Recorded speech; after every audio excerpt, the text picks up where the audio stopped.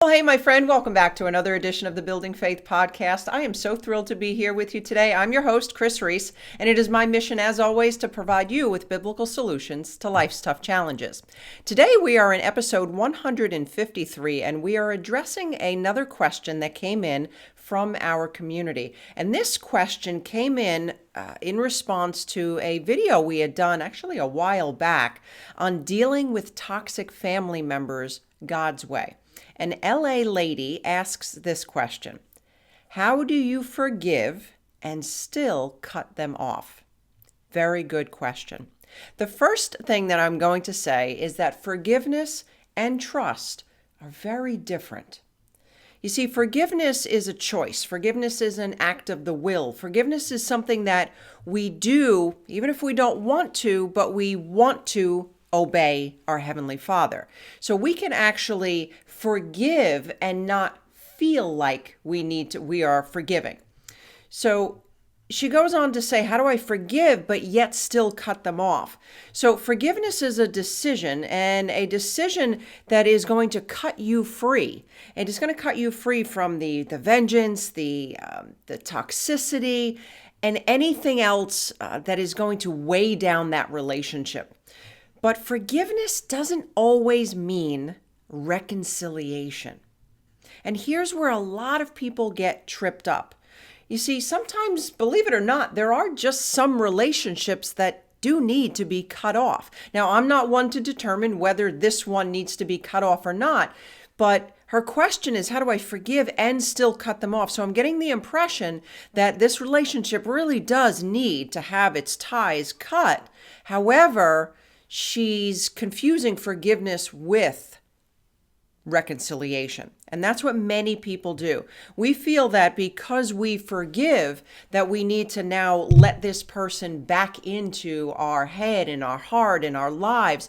And a lot of people, especially toxic people, will demand trust, meaning that, okay, you've forgiven me. Now, why aren't you trusting me? Why do you keep bringing this past issue back up? Why do you keep feeling the need to talk about this? And that's not a healthy approach, because I can choose to forgive somebody, but that doesn't mean that the effects have disappeared. That doesn't mean that there aren't some emotional ramifications that I'm still now dealing with as a result of your actions.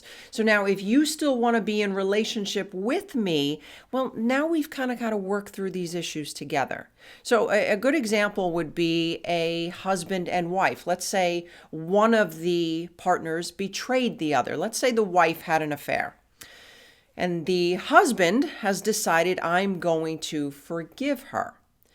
But the wife doesn't really have a true concept of what reconciliation actually looks like. So she keeps throwing these, well, you're supposed to have forgiven me. Why do you keep bringing this up? Why do you want to check my phone? And what she's not recognizing is that the trust needs to get rebuilt. So here's what you're dealing with. If you're in a relationship with a toxic family member, or anybody for that matter, who needs to be forgiven, and you usually need to forgive somebody because they've broken your trust and they're not recognizing where they've gone wrong, then you would be very foolish to just hand that trust back over, because trust is earned while forgiveness is given. So there's a few things that I would like you to consider. The first is to identify and deal with why you are struggling to cut them off. Is it guilt? Is it an expectation that you have of yourself, or is it an expectation that they have of you? So I would suggest that you ask yourself a couple of questions. One, if it were anyone else who betrayed me in this way, would I tolerate this behavior? And you're going to want to listen carefully for that answer, because if the answer is no, then why this person? And you may find yourself saying, well, because it's my mother, because it's my sister, it's my brother. And that's a good start.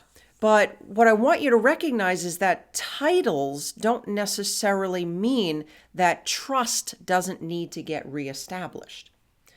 So the next thing that you're going to want to do is to identify the expectation of that relationship. Now, again, whether that expectation is coming from them, meaning that we'll go back to the scenario of the wife having betrayed her husband. She just expects him to go back to the way everything was and expects him to him to believe her and not question anything that she does from this point forward.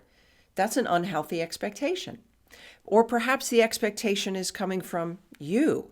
Oh, wow, if I had just forgiven, then I wouldn't be struggling with these thoughts. If I really have forgiven, I wouldn't be struggling with all of these feelings. That's an expectation that you're putting on yourself. Another example might be is you may think that you're a terrible daughter if you don't give your mother everything that she's asking for, despite how dysfunctional or toxic it may be. So for as long as you have this expectation as a core belief, you are going to struggle with cutting off any type of relationship that perhaps needs to come to an end. Or at the very least, a break needs to happen. Because what I found with people that have trouble cutting off toxic or dysfunctional or unhealthy relationships is there's typically a pattern of codependency that's taking place, meaning you're kind of giving more to this relationship than the other person is giving in return. You are picking up where they're leaving off. And unfortunately, after time, that's going to leave you with a tremendous amount of resentment because you're pulling a lot of weight and this person is not. But at the same time, you both have expectations that you should be pulling the weight. Does that make sense? Okay. So a couple of things that need to take place is one is you want to identify the expectation. You're having trouble forgiving and cutting them off. Identify the expectation. What are they expecting? What are you expecting of yourself? Then ask yourself this question: is this healthy and godly? Number two, determine your willingness to meet that expectation. And only you can determine this. If let's say, for example, that wife and that husband had an expectation where she was saying, I expect you to never question me again. Just believe me when I say I will never betray you again. The husband has to decide whether or not that is an expectation that he is looking to meet. And then lastly, of course, the most important is to pray for guidance and direction.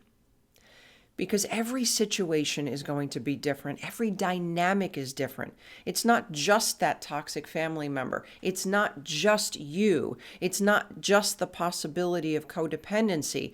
It is the dynamic that is taking place. And of course, we want God's purpose to prevail. So just because somebody holds a title in your life, my friend, doesn't mean that they get a pass on abuse. Relationships take two.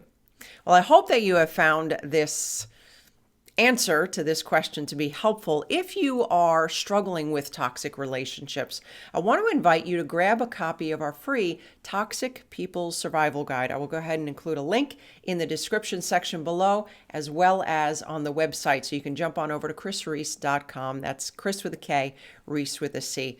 Well, my friend, if you have a question that you would like to have potentially answered on one of our upcoming episodes of the Building Faith podcast, please feel free to leave your question in the comments section on our YouTube channel, and we will be sure to read it and hopefully be able to address your question on one of our upcoming episodes.